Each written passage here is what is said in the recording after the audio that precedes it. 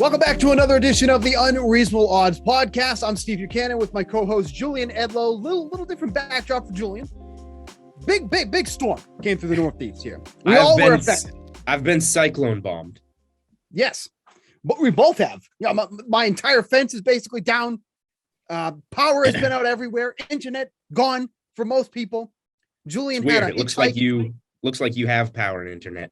I am good now. I pay my bills. Julian had a hitchhike into the office today. He thumbed his way in. It was unbelievable. Came in with a couple bruises. I guess that was the price to pay for thumbing in. But the show must go on. The show must go on. You still have to do this podcast, and we will. No guests this week because we just could. How do you communicate with no internet or no cell phone? You can't get. I tried to send some smoke signals to some of our favorite past guests, but correct, they did not reach in time. We sent some mail, snail mail. They'll get there on Saturday. Ask them to be on the show for this week. We'll be already passed. But we're going to still dish out some NFL talk, a little NBA talk. World Series is still going on. And we've got a couple of giveaways we're going to talk about as well. And an exciting thing we're doing next week as well. So lots to get to. So let's stop wasting time, okay? Let's just quickly touch on this Thursday night game. Packers at Cardinals. Cardinals undefeated. Davante Adams, right before we recorded this, as we were doing this Thursday afternoon, officially ruled out tonight. So they'll be down the man who is, collecting about 40% of the total targets on the Packers. They won't have him. Likely won't have Allen Lazard either. So there's, almost 50% of the total targets on that team out this week. And I was on the Sweat earlier today, the DraftKings show, the Sweat on 11 a.m. Eastern. I was not because I was hitchhiking. Right. Emerson drove right past me. Watch me there with my thumb up and just drove right past. Did one of those, pretended not to see me. Right. Yeah. Totally. I would have done the same. But Jeff Elrick was sitting there trying to tell me that the Packers are just going to run the ball all over the Cardinals, and that's how they're going to win. That doesn't make any sense to me. The Cardinals have actually faced one of the least amount of carries by opposing teams. And you know why, Julian? It's pretty obvious. Because they're always ahead. So teams have to throw the ball to catch up to them. Jeff just thinks they're going to, deviate from the norm. Oh, they're just going to run the ball in this game. That's how they're going to beat the Cardinals. Like that's not going to happen at all. Like, can you give me a reason why you're not taking Cardinals -6 in this game? I, believe it or not, am getting closer and closer to the opinion of one Jeff Ulrich. Oh my goodness. So you're right. The numbers do say that people aren't running on the Cardinals, and that's because the Cardinals are obviously winning. I bet on the Browns against the Cardinals, and that one got out of control quick. But Baker Mayfield was playing with the torn labrum. Nick Chubb, the guy that you would use to run the ball in that game, out. Kareem Hunt, injured in game, changes things a lot. I just think that was the perfect mess. Now, obviously, you've got a road team without its second best player, we'll call it, behind Aaron Rodgers. You got a road team without its second best player on a short week. Not great, but throw out the dud from the Packers in week 1, and you have an equally as hot team, a team that's won and covered 6 in a row coming into this game. The Packers last year won both games they played without Davante Adams. One of those games without Allen Lazard, who's also out for this one. I just think if the Packers can get going on the ground early with Aaron Jones and Dillon, they're going to have a puncher's chance. And I think that Rodgers will find other guys to throw to. They can put Dillon in the backfield and Jones in the slot and find ways to throw the ball like that. Robert Tonyan, if we're getting into player props, and we will get into player props here, you have to get into player props with Davante Adams and Allen Lazard out in this game. Tonyan's got to look at. I just think the Packers are going to, I don't know if I'm going to take him on the money line, but this is sitting at 6.5. If I can get a Packers +7 somehow, I'm in on Packers +7. So when DraftKings Sportsbook sent out the splits for tonight, it was at 6.5. As we're recording, it's currently at 6. But with that said, 62% of the bets are on the Cardinals, but the handle is split evenly, 50-50 apiece. So some sharp money on the Packers there at +220, which, that don't get me wrong, it's an enticing number to get the Packers, as you mentioned too, a fairly hot team coming in here at +220. There is that. But I just I really just don't feel right backing them in this spot because they're losing two of their best weapons. Now, everything you said about them running the ball, if that does work out well, then that is the formula to beat the Cardinals for sure. If they can run the ball, if they can keep it on the ground, if they can keep Kyler Murray off the field, who have been one of the faster paced teams in the league, there's that there. But maybe I'm just, being a little biased here, but like, I just can't get over how good the Cardinals have looked week in and week out. DeAndre Hopkins, who was questionable, should be playing in this game, barring any pregame setbacks. That was also released as well. I don't know, man. It's just, I'm really having a hard time trying to formulate how the Packers are going to win this game. Yeah, they might not win. I just think they'll be competitive. So again, if this gets back to 6.5, you can give me like a Green Bay +7, -120, that type of bet. Now I'm interested, and we'll go over to the props now, I guess. Do you have any take on the total? No, it sounds like you more so want to use Arizona as a teaser leg or one leg of a 2-leg money line parlay. Absolutely. Yeah. I mean, you get that beautiful 6 number. You know what I mean? You just need the Cardinals to win if you're going to use them as a teaser, especially getting them at 6 right now. Because, it really doesn't make a difference either way, but getting them at that magical 6 number. If you want to talk about props though, real quick, there's 2 that I like immediately. And it's for anytime touchdown score. Zach Ertz that I like there already. so Zach Ertz first and foremost at +175. I believe actually the DraftKings Sportsbook is running a promotion on Zach Ertz to score a touchdown, or is it just maybe I misspoke there. Maybe they're not running one. They bet Zach Ertz to score a TD with his new team on Thursday Night Football. It doesn't go in anything though, but either way, it's +175 for Zach Ertz as an anytime touchdown score. But then you got Robert Tonyan at 225 to score an anytime touchdown. That's a good number for him because he really is a touchdown or nothing guy, but he should be getting a lot of the looks here in this one, as well as Randall Cobb, both at +225. Now, if everybody was healthy, probably wouldn't be looking at these, but for both guys who are most likely getting a lot of the looks here, those are pretty good numbers for an anytime touchdown. Yeah, I'm not focusing as much on the Arizona side. I don't mind Ertz. It's a decent matchup. They do have, AJ Green's been better than expected coming back from the dead. Hopkins sounds like he's in. Christian Kirk, Moore. Like, they have a deep enough receiving core that I don't feel like I need to chase some plus money on Ertz. Yeah. Robert Tonyan's obvious, +225. That's a great price on Tonyan with Adams out, because Tonyan's going to be the guy that Aaron Rodgers looks to in that spot. So that's my favorite bet for touchdown scores. And then the Green Bay running backs, like Aaron Jones, whether it comes receiving or rushing, -120, I'm convinced he's going to find his way in there. You can even consider him at +400 for 2+ touchdowns in this game. Now, if you want to go a different direction, bet and not bet Aaron Jones multi, you can go both running backs or just the other running back, which is A.J. Dillon at +275 to score. Like I said, they're going to have to run the ball to win this game. That means splitting up the carries. It's a short week. I should look. How much work did Aaron Jones get last week against Washington? Let me bring that up. I want to see how many touches Aaron Jones got just a few days earlier. But if it's a lot, that could mean more work for A.J. Dillon in this game. And then, like I said, Dillon is going to have to potentially play more of a role in the backfield if Aaron Jones lines up more as a receiver, which certainly could be the case. And let's see, Dillon only 3 carries and 1 reception on Sunday, so he is fresh. Yep. Whereas you have Aaron Jones. Oh, wow, they did not run the ball. 6 attempts, but he did have 5 receptions, so 11 touches. So Jones should be fresh. That narrative doesn't quite work as much, but more so Jones lining up. You see he had 5 receptions, lining up for more receptions, and Dillon out of the backfield. So those were the touchdown scores that jumped out to me. Now let's go into these wide receiver running back props and see what we have for the Green Bay side. Let's see. So Jones is 62.5 rushing, Dillon 33.5 rushing. Receiving yards is really what's going to interest me.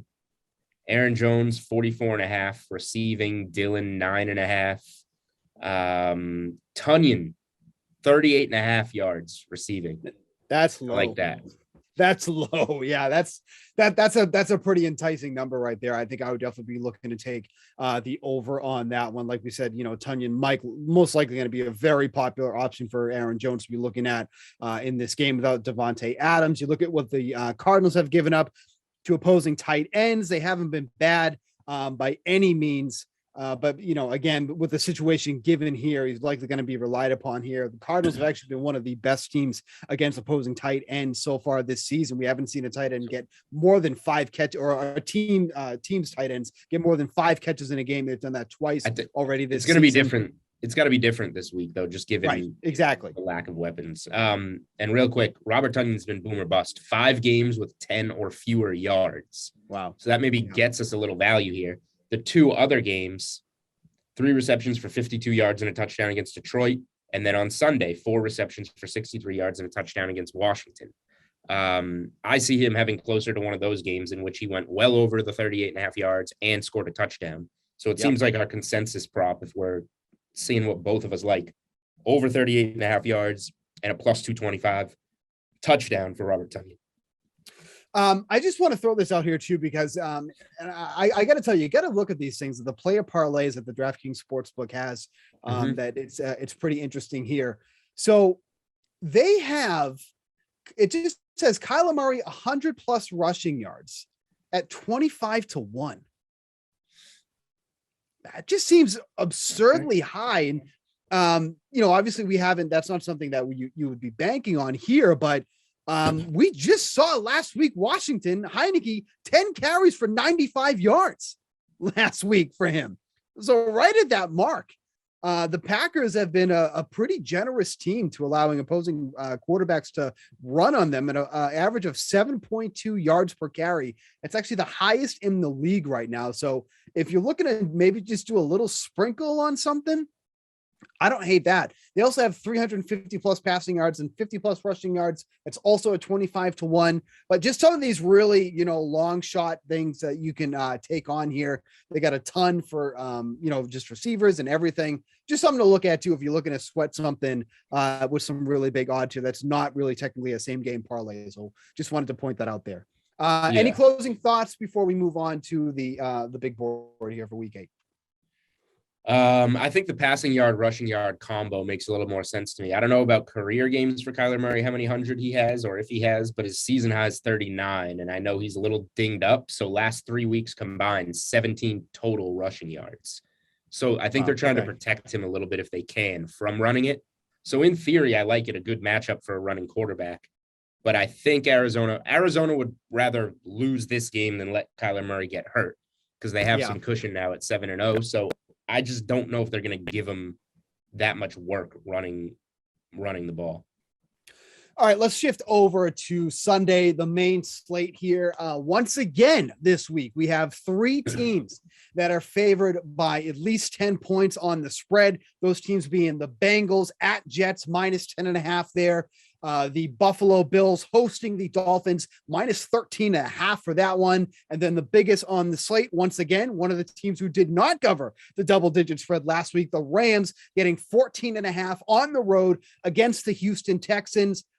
The story for me here is the Bengals. That number continues to go up. It's actually gone down a bit. This actually touched 11.5 as recent as yesterday, which was Wednesday. As I mentioned, we're recording this on Thursday.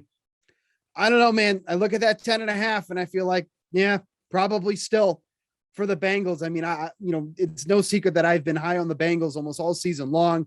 They continue to defy the odds. They had that unbelievable win last week as underdogs against the Ravens, beating them at home. There's a lot to like about this team right now. Minus 10.5, big spread. I still feel like I want to take them at this point. Yeah. So really quick, while we're recording, the Packers did go back up to 6.5. So I think that's pretty much where it's going to be by the time you listen to this, by the time this game kicks off. So like +7 is going to be in play. But going to now Packers +7 is becoming one of my favorite plays of the week, because I don't like that much this week. And we talked about that earlier in the week. Right. So, but like you said, going to that specific game, Bengals and Jets. It's Bengals or pass for me. Right. It's not at a number where you can tease it. anymore, really. It would have to be at 8.5, really, to have teaser appeal. So for me, I don't think this is going to be a teaser weekend. But if you want, like, this might be the week where you can get away with a heavy favorite money line parlay. Yeah, you These mentioned teams that. haven't been losing. Like, if you want to go back, and I looked back earlier this week at like the biggest upsets in the NFL, it's like the Titans as 6-point dogs over the Bills on Monday Night Football. But that's a 6-point upset, but that's a good team beating a better team. The Titans are good. They're going to be in the playoffs. They just beat the Chiefs. It's God, what other ones? It's the Bengals, 6-point dogs beating the Ravens, who, the Bengals in brand name, like that's why they're that big of a dog in that game. But now we're realizing the Bengals might be legit. So that's another good team beating a good team. Like the only upset we've had where a bad team has beat a good team, we both know it. We both lost money on it. The Jets in overtime over the Titans. I went back and looked at the whole season. Maybe week 1, you can say the Steelers beating the Bills as 6.5-point dogs is another bad-ish team beating a good team. But like these doormats aren't really winning games other than the Jets win over the Titans. The Dolphins beat the Patriots and needed a fumble at the end to do so. The Texans beat the Jaguars, who also stink. Yep. So like, I'm just that confident that you can take Bengals money line, Bills money line, Rams money line, huge prices that Johnny Avello on Odds Are with Johnny Avello would tell you he wants bettors throwing into their parlays because generally one leg's going to trip up. But if you take the Bengals, Bills, and Rams as we record, and the price has gone down over the week, I said to do this earlier in the week, but if you do it now, those three together in a money line parlay gets you to minus 222. I'm not suggesting you lay the minus 220 here. I'm suggesting you take those three, I'm going to call them free squares, and we pick what the other one's going to be. Me, I don't have many college football takes this week. I'll give some trends on Clemson soon, but Georgia is a beast, and that game is in Jacksonville against Florida, 14-point favorite. Georgia's not going to lose. You throw them in there, now you're looking at around a minus 120 standard juice type of parlay teaser. Now it's 4 outcomes instead of 2. We like 2 for the outcomes for the teasers. But these are such big favorites that, like, I'm really not worried about those 3 double-digit NFL teams winning. I would be, last week, if Washington blew my teaser by beating Green Bay, I wouldn't have been shocked. I would have just said, I got tripped up there. If any one of these legs loses, I would be shocked. So I think this is one of those square weeks where we don't have teaser legs, but you can make more outcomes in a money line parlay that I really think is gonna find its way to cash it. You put Georgia in that parlay there with the other 3. They're at minus 630. That brings you down to minus 147 for the 4-leg parlay there. So still, right. Maybe you need to find a smaller favorite than Georgia, but we'll find one. Stay tuned on Twitter. We'll get there. What about? I don't mind. Like the Bucks are gonna win. The Bucks are minus 250. That gets you to plus 103. I don't know if I'm gonna make it with the Bucks because if I'm going. Though how safe those other 3 pieces are, I want to make sure I get it in with another really safe piece.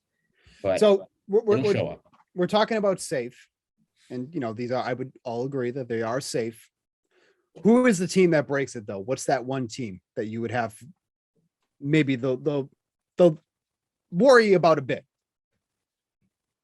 I'm not worried about. I don't even know the quarterback's name. I'm not worried about the Jets. Somehow the Cincinnati Bengals have become a lock to win a road game. So they have the shortest spread, but I'm the least worried about them losing. Yeah. So that, like, now you have to decide, maybe is it the Bills in a tougher division game and we saw them slip up to the Steelers? That's what I was thinking. Or is it the Rams because they're on the road? But like I saw your tweet, half of the games for Houston this year, they've scored single-digit points, and now they're going to face the Rams defense and beat them at home. Right. I guess if I had to pick one to lose, I'm going to say an AFC East game gets messy. Brian Flores, at least a good coach with a decent defense, beats the Bills. But if I'm trying to grasp at straws for the Dolphins to beat the Bills, that's why I'm saying these three pieces are so safe. Yeah, no, I agree too. Like my answer would have been the Bills as well in the divisional matchup at home because of, we have seen them kind of slip up already this season. So that is certainly in play. I would say that the money line notice who we didn't reach for here. For the money line parlay, we did not add. For the money line parlay? Yeah. Patriots? No, Patriots are a dog in Monday Night Football. Oh, I'm sorry. The Bucks. Monday Night Football. Chiefs host Giants. Spreads 9.5. Chiefs minus 425 on the money line. We didn't add them. No, I would not want to be adding them. If you did add them, it gets you to minus 127. Just to let you know. But no way. Nope. Can't do it. Could you imagine getting through Sunday with all three of those hitting and then you got to rely upon the Chiefs even against the Giants? No I think that they're going. I think that the Chiefs are going to win at home. No, they should win. They also, shouldn't have gotten shut out through the first half against the Titans last week either. I agree. I took the team total over because I didn't want to bet the spread. Yeah, I took the team total over because I didn't want to. It doesn't matter. Both of them lost by $1 million, whichever way you wanted to bet it. But hey, let me ask you about this one too, because again, we were talking about this on the show earlier this afternoon. If there's one team I still really can't put an identity on, it's probably the Colts, who are minus 1.5 favorites going against the Titans. I can't figure this team out. I can't give them a strong identity. I can say a lot of things about, probably 30 of the 32 teams in the NFL right now. The Colts is one of the teams that I can't figure out. So I look at the plus 1.5 for the Titans and I go, oh, that's I feel like maybe that's some decent value, even though they're on the road against Indy. And, the Colts should be able to pass against this Titans team because every team should. And I don't take how the Chiefs weren't able to do that there's no weight to that for me at all. Because the Chiefs have just looked bad all season long. So I don't take a good performance by the secondary of the Titans from last week as a reason why I should not like the Colts. To me, that says more about how bad the Chiefs have been than how good that, or how much better that secondary played last week.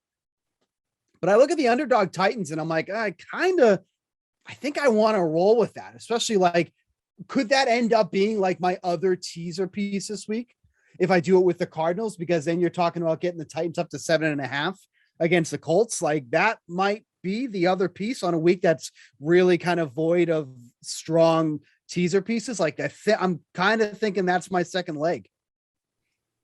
Yeah, I generally like to do that with a home dog of that number.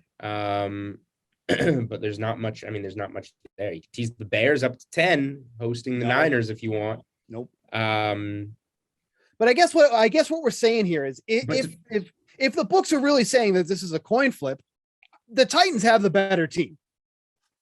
Yeah, agree. The Titans have the better team. The only thing is, this is a must-win game for the Colts at home.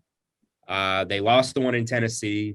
They were dinged up losing games to start the season. They're getting through the tough stretch of their season. If they're going to turn it around, it's here against the Titans. If the Titans win this game, they would need to come completely undone to lose the division, especially after, both teams got upset wins as about 4-point dogs last week. So the Colts responded well to the Titans beating the Chiefs. If the Colts lost that Sunday night game, they would be in real trouble. I lean to the Colts at home. I don't hate teasing Tennessee up to 7.5, but I usually like just something I feel stronger about than that. So I'm not going to do it. Yeah. I'm afraid the Colts are going to win this game. They've been looking better and better. I think they can do some things to bother Tennessee. But like we talked about on the last podcast, I don't need to bet on this game to have huge rooting interest in Tennessee, who I have to make the playoffs to win the division, and I have the Colts to miss the playoffs. So go Titans. I don't need to bet on the game. Okay. Yeah, that's fair. And you did mention that last week too, but yeah, I think I'm going to end up using the Titans as my teaser leg here with the Cardinals tonight, just getting the Cardinals to win. And then basically getting the Titans over a possession to cover. I do like that one a lot as well. What else is kind of sticking out at you on this board this week? We said this is not, we were complaining about last week. I think I would take last week 10 times over 10 over this week's board. So maybe we shouldn't complain about boards anymore. No, really, because that, I wish I'd played heavier on the Patriots Packers teaser, because it's easy to say looking back when they both win and cover, but those were two strong spots that kind of took a while over the course of the week to come together and get the right numbers. And it was a stronger spot that I gave credit for. And we don't have a spot like that this week. So, for me, it's going to be putting the favorites together on the money line and finding something like Georgia to put it together with. I will say, the rest of the board I'm looking at is just gross, dirty home dogs. Okay. Tampa is a team that I think the Saints will be the sharp side maybe in this game. Yeah. Good defense that can bother Brady in the dome. I don't think the Bucs are going to lose, though, especially after losing two embarrassing regular season games to them last year. They got revenge in the playoffs. I think the Bucs are going to win. That's another takeaway I have. It's already grown a point from 4.5 to 5.5 over the course of the week. Other than that, real quick, I just want to interrupt you real quick. So you said the sharp side could end up being the Saints. 94% of the handle, 92% of the bets are on Bucs minus 5.5. Right. I just think that the Bucs will be the public bet throughout the week. You get that better number. Now you're looking at like 6.5 if it gets there. Then Tampa becomes a teaser leg for some people. Yep. Then the professionals come in at 6.5, 6 and take the home dog there. And I will say, I'm not going to bet the Saints as a home dog, but I like some dirty, disgusting home dogs this week, none of which I may end up betting. I might bet none of them. Yeah. The Eagles are pathetic. The Lions at least try and have that, like, they do not give a flying fudge. They come out and just fake punt, fake onside kick, everything in the Rams. Now, I know that's a revenge game for Goff, but, like, they're at home against the Eagles, and I want the Lions to lose, but, like, plus 3.5. I don't mind the Lions. These are not bets. These are things I don't mind. The Bears, the Niners have had a horrible showing. Garoppolo stinks. Mac out, I hate. So I don't think that's why I don't think I'll get there on them. But the Bears plus 4 at home have some appeal to me. And then finally, Sunday Night Football. Cowboys just keep riding high. Vikings have to overcome that bad start. You're getting home dog Vikings on Sunday Night Football. I think they have a good shot in that one. Yeah. But we've done this whole segment. I have not given out one firm NFL bet. I have teams that I like for a money line parlay. I have disgusting home dogs that I lean towards. We'll see what happens in the player prop market. But, NFL is going to be I'm just going to maybe have one bet and just root for the chalk massive favorites. And I would say too, and I think a lot of people struggle with this too, but this is just a totally honest assessment. Like, this is a gross week, and it's okay to kind of conserve your bankroll for better weeks. Mm-hmm. You don't have to throw in your normal units on this week just because football is on. Like, if there was a week so far that we've seen through the first 8 weeks of the season where I was like, I might be sitting this one out, this would definitely be the week. And I know we kind of were poo-pooing on last week. This ain't it. This ain't it right now. And yeah, if you want to, like, if your conviction is you might just stick with one bet and ride with that, like, that is okay. And I think I'm going to be doing a lot. I wish I'd done that last week. Last week with Packers Patriots. I added like a small play on Chiefs team total. Didn't get there. Added a Miles Sanders rushing prop. He was doing great. Gets carted off. Doesn't get there. Like, right. Don't do the late ads. So right. Like I finally backed Miles Sanders and he gets carted off. I know. Yeah. And he was doing very well. He was doing very well for 30 yards. He got halfway there in the first quarter. Right. Anyway, speaking of, you just gave us a little bit of a transition to something we want to promote. If it's not the best betting week and we're going to make one or two NFL plays, but you want to sweat out the games, play DFS. And if you're going to play DFS, guess what? Me and Steve are giving away 50 combined, 25 each free tickets to the DraftKings Millionaire Maker on Sunday, October 31st. Happy Halloween. Nice. So what you want to do, of course, you want to follow the Unreasonable Odds podcast at Unreasonable Odd. Check out the two co-hosts at Julian Edlow at SBKN24 on our Twitters right now. We are running a giveaway for Millionaire Maker tickets. This one does not run till Sunday like some of our previous giveaways. We're selecting winners Friday afternoon. So you want to listen to this podcast on Thursday night, Friday morning, go retweet and respond to us with your DraftKings username. You have to be following us. And yeah, we're gonna slap together 50 total winners for free Millionaire Maker tickets on Friday. So there you go. Get into the Millie Maker for free, and there's a way to sweat this week without having to bet games you don't like. So you just gave such a great speech and you talk so much. This is a good opportunity for you to do college football. Well, I kind of I showed my hand a little bit with like Georgia maybe being a team that goes into that money line parlay. I don't want to get more than 4 results. Once you start getting to 5-leggers, like that's a lot. And I tweeted it out earlier in the week and said, who loses it? Those results with Ohio State as the other one that gets it up over even money. But I want to keep that parlay to 4 results. Some spots I'm looking. Michigan keeps shrinking and shrinking down. Noon game. Number 6. Who thought this game was going to be so big? Number 6, Michigan on the road at number 8, Michigan State. Spread's been moving down all week. Now I'm seeing Michigan -4 at -105. Will we get 3.5? Will we get 3? I'm waiting. Michigan's a team I'm probably going to be on. More info on Twitter, more info maybe in the college football best bets article. If I get to it this week, I'm running behind on all my writing because I have not had power for over half the week. So you'll get what you get. Michigan, noon game at Michigan State. Strong lean there. Iowa getting the 3.5 at Wisconsin. Wisconsin's just been so stinky all year. They're getting a little better. I would have a lean to Iowa. I might not play that. Michigan, I probably will be on at some point in time. But let me get to the bet that I mean to talk about, which is Florida and Georgia. 2 games I'll talk about in the 3:30 window. 3 games I'll talk about in the 3:30 window.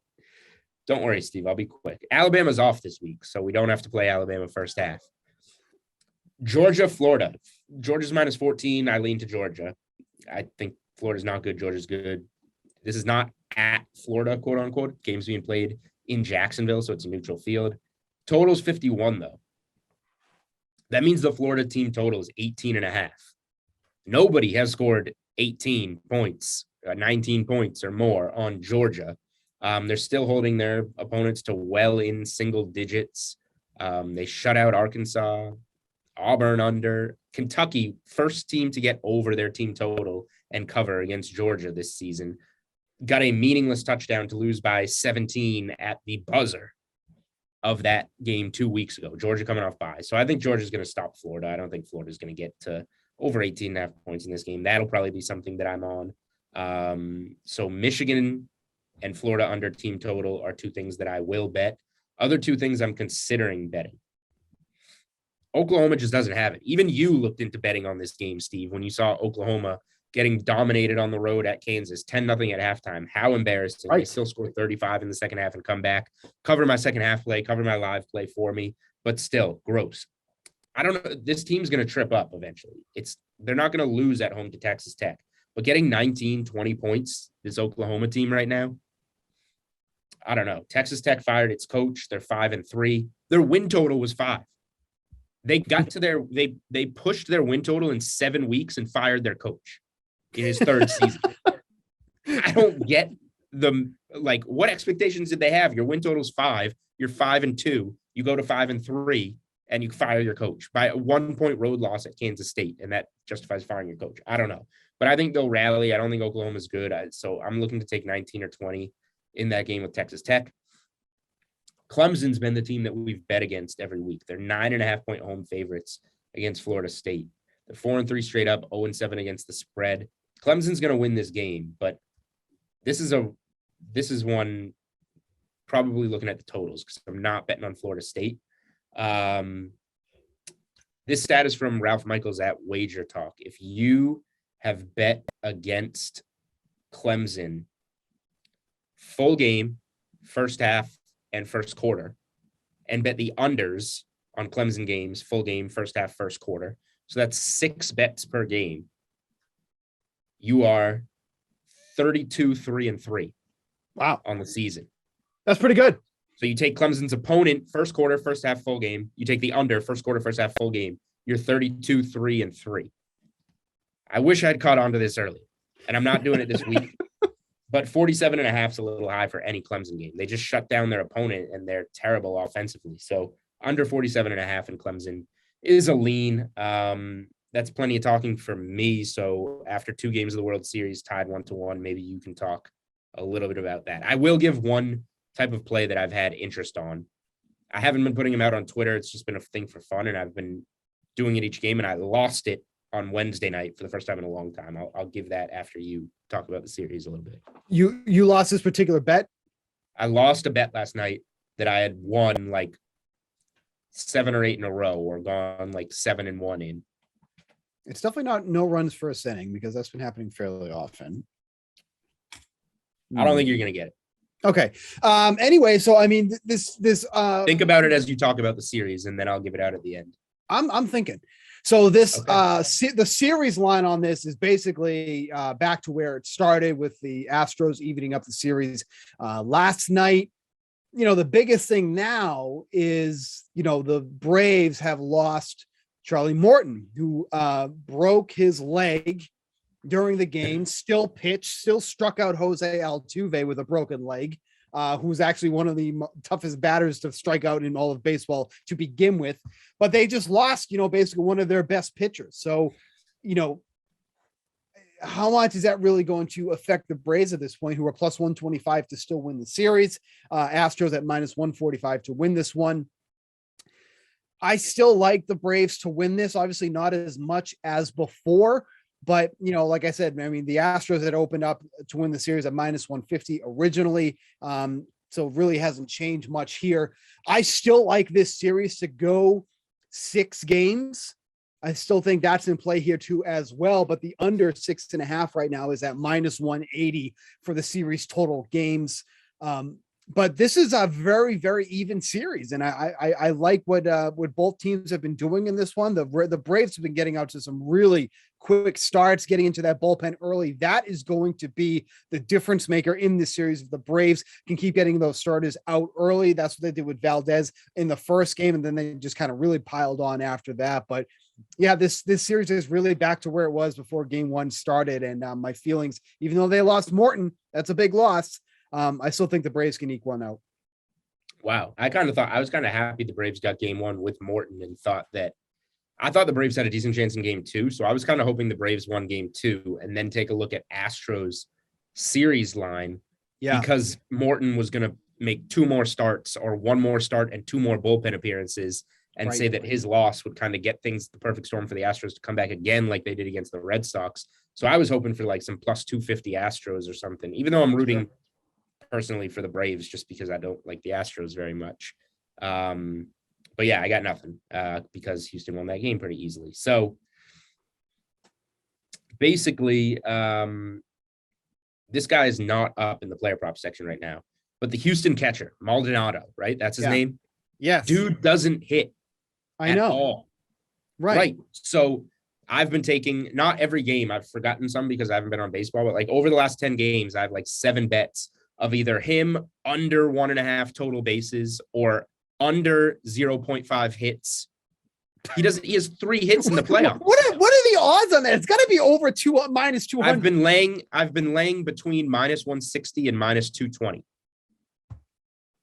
So I won every single bet I had made. I was like 6-0 in the bet. I laid minus 120 for a half unit to not get a hit, and minus 220 for under 1.5. Hits, runs, RBI combo type of deal last night on the Wednesday night game 2 of the World Series. And of course, he's 2 for 31 in the playoffs entering the at-bat, rips an RBI single, comes around and scores, does everything. So I lost a minus 160 and a minus 220 on Maldonado props in game 2, but I was perfect, 6-0 or 7-0, just laying heavy juice on his unders before then. He goes 0 for every game. Pull up his game log. It's just zeros. I know. I'm with you. I know. Totally. When I brought his name up, you thought I was going to overs. That's why I was like, what? What are you talking about? Right. So think about it. If it's a guy that doesn't do anything, why would you ever bet his over? Lay the juice on the unders. I'm going to do it again. I'm going to do it for the rest of the series because he doesn't get hits. He burned me the other night. If he burns me twice in a row, I'm going to be pissed. Just quick update on the World Series MVP. Michael Brantley is leading the way right now, plus 550 on him. It's been phenomenal so far on the 2 games, 5 for 9, 2 doubles and RBI, batting 556. Up next is Jose Altuve, who, really hasn't made a lot of noise thus far, but does have that home run, that solo home run he hit back in game 1, I think it was. Only batting 200 though. Little high price on him at 7-1, but again, we're only talking about 2 games right now that we can consider. I'm still under the impression that you're getting a really good number on Austin Riley at 17-1. Obviously, we know the talent that he has can be obviously a real difference maker. Hits in the heart of that Braves lineup too as well. So one big game from him, if he has like a big game 3 or whatnot, that would shift his odds dramatically. But somebody with some really good power hits in a favorable spot in the lineup, 17-1. Some really good numbers there on Austin Riley if you're looking to maybe do in series MVP bet. And What's then Jorge Soler right now? I don't have it up. I was just going to bring him up. Jorge Soler, 16-1 right now. Had that huge home run in game 1 that really kind of sparked things for the Braves. I was looking at playing his player prop over too once I saw him leading off in the opposite hand matchup, and I didn't. Wimped out on that. Dumb. But I don't know if you saw my tweet, because everyone has been asking me who I think will win World Series MVP since I famously hit Steve Pearce plus 3,000 in 2018. My phone will not stop vibrating. Who will win World Series MVP, Julian? This is your wheelhouse.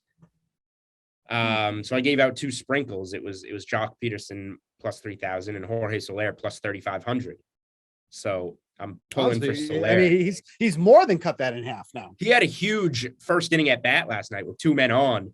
Could have hit a 3-run homer to get up 3-0. I that's like the only part of the game I watched, and Maldonado screwing me. So yeah, I wanted him to hit a home run there. Braves go up 2-0. He puts the first runs on the board in every game, and I just do it again. Do what I'm known for. No, please. Well, once Robbie Ray at 80-1 hits, you will no longer be able to run that title of massive baseball props. Okay. So you have it at plus 8,000? Yes. Okay. I'm just getting the number right. So now I have to make sure that I hit something next year at better than plus 8,000 to take my belt back. The bar is too high. Should be easy. Friend. It should be simple. The bar is too high on that, sir. So that is passed. Okay, real quick, want to just let everybody know what's going on next week, and then we'll skedaddle on out of here. So, well, let me talk NBA real quick. Oh, sorry, yeah, sorry, yep. And then we'll pitch what we got going on. Today is Thursday, October 28th, as we record. The Knicks, I believe, are even money on the money line in Chicago against the Bulls. Plus 105, even better. Knicks plus 105 money line. No NBA best bets article for me today, so I'm giving it here.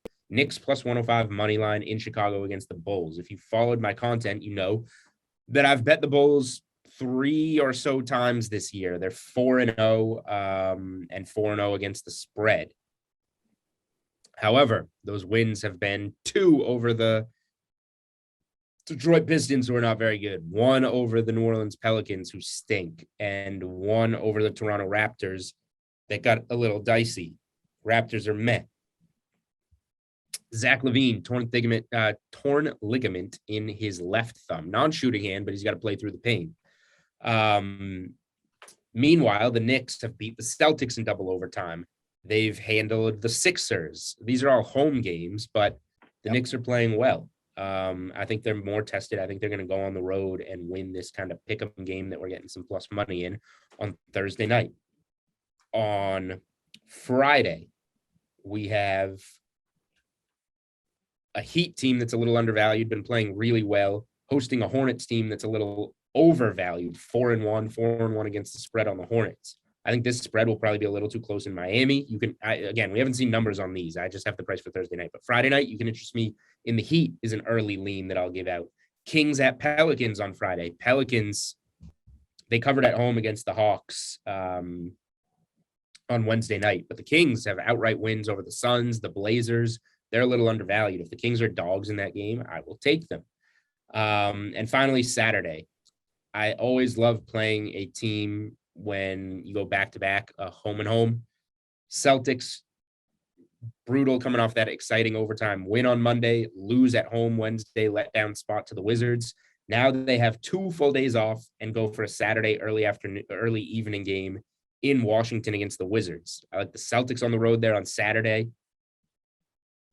I think I have one more spot circled. This gets you through Saturday with everything on my mind for NBA that I'm looking out for. Saturday night, Thunder at Warriors. I played Warriors first half against the Thunder on the road on Tuesday night. They got smoked. They were down 11 at halftime. That bet lost. But I doubled down, put more on them to win the game at plus money. They did so. So now the Warriors have all the momentum in that matchup. This one's in Golden State. I think Golden State first half again. I'm going to go right back to that play on Saturday night, hosting the Thunder. There's your NBA minute, maybe more than a minute, your NBA corner, giving you a play for Thursday night and the considerations for Friday and Saturday in the NBA. What a guy. What a fella. And he's homeless to boot. Next week. Homeless guy giving away free winners. How about that? Right. How does that work out? So next week, we both Julian and I will be in New Jersey for the DraftKings National Sports Betting Championship. We will actually be recording an episode of the Unreasonable Odds podcast on location as the event goes on. So be sure to get in on that. Rumor has it that Johnny Avello will also be joining us in person for that show. Hopefully we can lock him down. He's a very busy man. So if you can't make it, I totally understand because that man has a billion things to do. We hope but we're hoping. So fingers crossed on that, but stay tuned for that next week. We told you about the giveaway, so make sure to go to both of our Twitter pages at Julian Edlow, at SBuchanan24. If you can get in before Friday afternoon, you have a shot at getting a free Millie Maker ticket this week. Win $1 million on us. Not too bad. Maybe give some to Julian if you do win because he desperately needs some money at this point. And then, of course, follow us on Twitter at Unreasonable Odd. That's where you can get all the latest on the podcast, giveaways, such and such. See our handsome faces. There's nothing more than you need than that. So that is going to wrap it up for this week. What were you calling this event in New Jersey? What were you calling this event? Sports Betting National Championship? Is that not the proper title? Samir's chiming in. I don't think you were calling it that, but now suddenly you've got it. You've gotten it correct, I believe. Sports Betting National Championship. SBNC. Yep. Presented by DraftKings. Put it this way, whatever I called it, there's sports betting happening. It's a national championship. Take it as you will. That's what's going to be happening in there. I don't care. If you don't like it, that's just too bad. All right. Next week, next week we will see you on Monday, and then we will see you again on Friday on site at the Sports Betting National Championship. On site. That's right, because we will be traveling next week's schedule. We will not be doing it from the plane. Okay. That is going to do it for this edition of the show, the Week 8 edition of the Unreasonable Odd podcast. For Julian Edlow, I am Steve Buchanan. We will talk to you on Monday.